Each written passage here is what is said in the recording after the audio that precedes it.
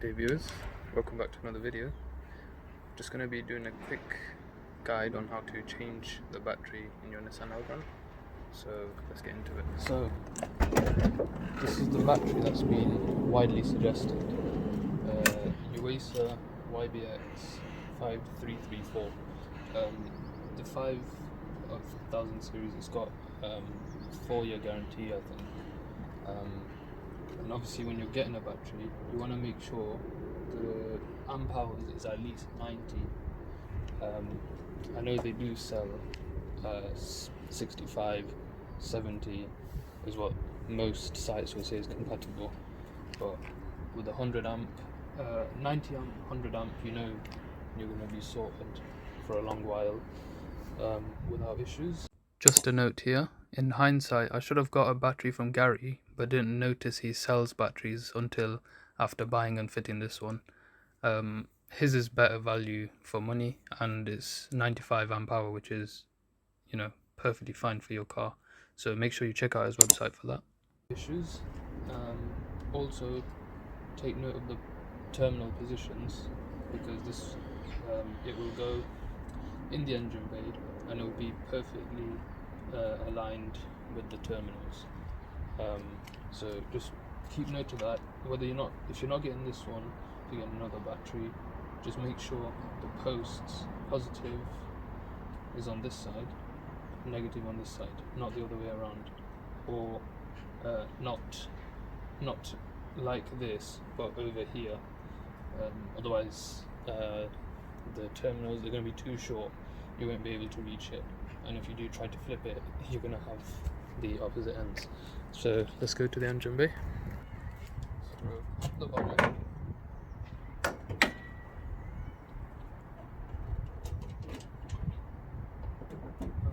then your battery is literally on the left as you look at it. Okay, now usually these have a battery clamp. When this battery was changed, I think it was about 5-6 years ago, so it's been in there quite a while. It is a 70 amp hour, but you know, it's been performing okay, but then again it hasn't been doing the mileage. So when that got fitted, there was a plastic surround to keep the battery protected from water and stuff. That had to get taken out, and the clamps they got lost in the process. But you know, I'll be getting a new one.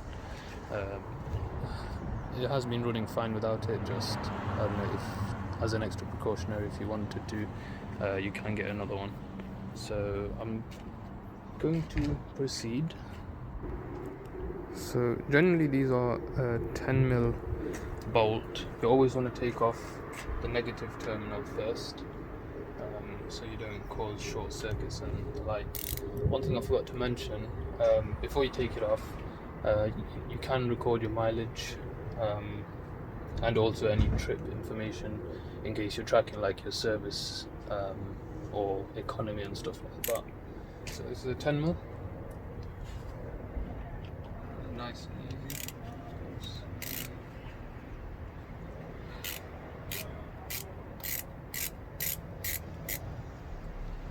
Just loosen it, prop it up, and try to put it somewhere where it won't get a metal contact.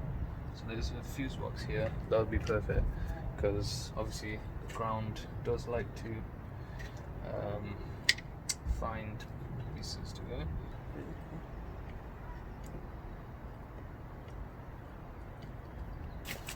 So I mean, once you crack it loose, you can undo it by hand. Same again here. This one's a little bit more tight, so just because it's got fuses and other sort of modules connected to it, just be a bit careful with it. Don't put too much strain on it, but you can probably just tuck it up, or just slightly push it down.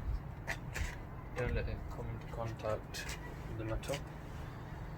And then the battery will just, because it's a weird position. You have to sort of put it upright, pull it up. Well, that's slid left, but we'll try to.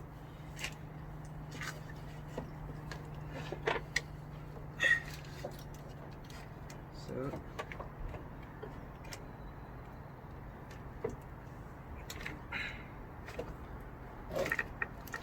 you have to sort of put it upright and pull it up, and it will pop out.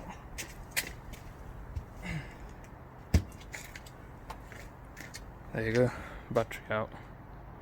Now, I just want to show you something.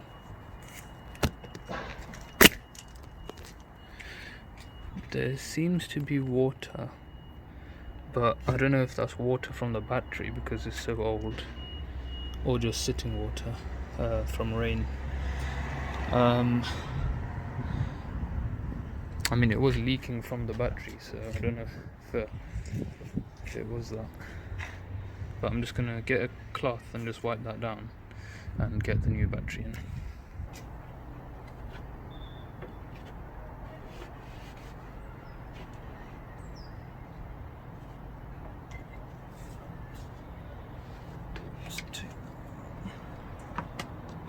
Well, what I'm gonna do is just test that new battery sits in here.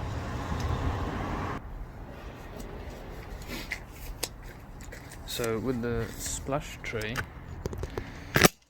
it doesn't fully seat in properly, but these are the battery clamp hooks. So I'm just going to see if it fits with the tray. If it's a bit shaky, I'm going to take the tray out and just sit the battery flush, and then I'm going to get a battery clamp.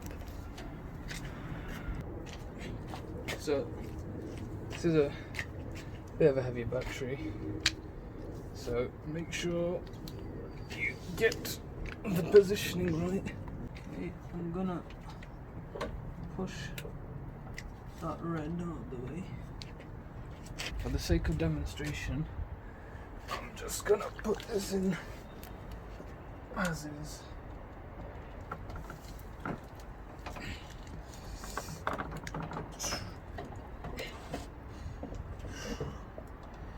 Got coolant,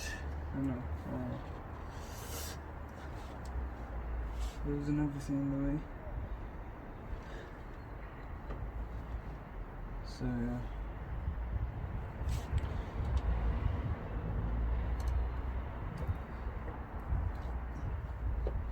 So that is sliding about. What I'm gonna have to do is get a battery clamp, definitely, because I don't want that causing issues.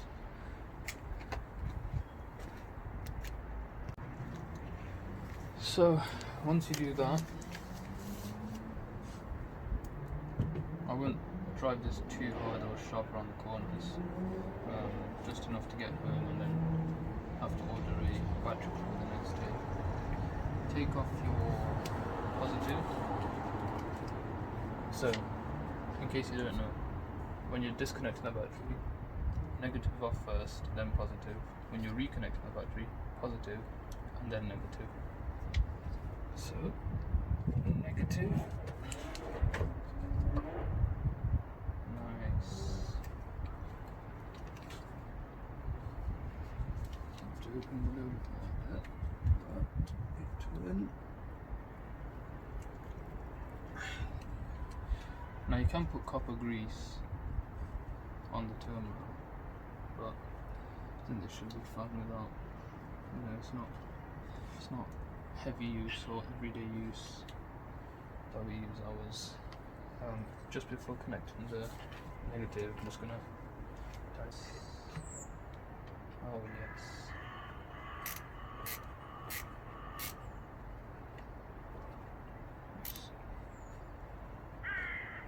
So you don't want to over tighten it to the point where you're like straining the thing, but you do want it relatively tight because over potholes, bumps and all of that, those not really likely. You don't want the terminal popping off.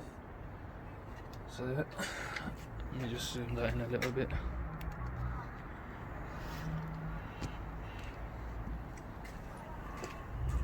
So that's that done. Now, more than likely, the alarm is going to go off. So just brace yourself for a little bit of a jump.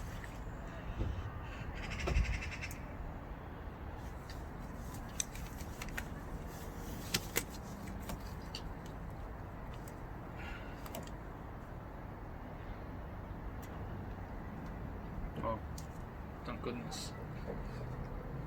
Last time I jump started it, it set the back car alarm off and gave me quite a scare, which wasn't very pleasant. So again, not too tight, but I want it nice and clamp down. It's not going anywhere. And then the caps, old caps and the battery do dispose of them responsibly. So let's just give a close up.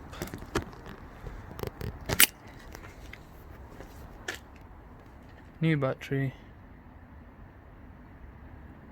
UACers are supposed to be the best of the best, so you'll have to expect to pay the price for them. Now,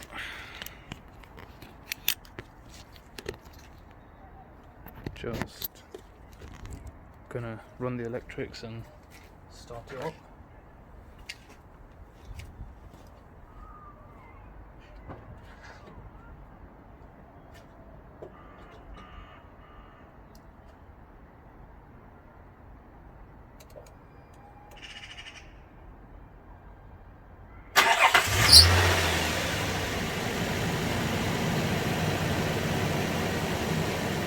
Now that could be placebo, but that sounded like it started off significantly smoother than it did before. So that's the end of the video. I do hope it's helped and saved you trouble with, doubts and confusions, especially with that plate. If you're getting a smaller battery like a 90 amp, maybe you're alright with keeping that plate in the battery tray. If you're getting something bigger like I have, obviously these are rated to be the best for these Elgrand. You'll have to take that out. I'll get a battery clamp in, definitely. But yeah, hope the video helped and thanks for watching. Just one personal practice I like to do. That's definitely false. One practice I like to do is just take a photo or a record of both the battery in place, swapped out, and also the mileage, so you have that reference for later.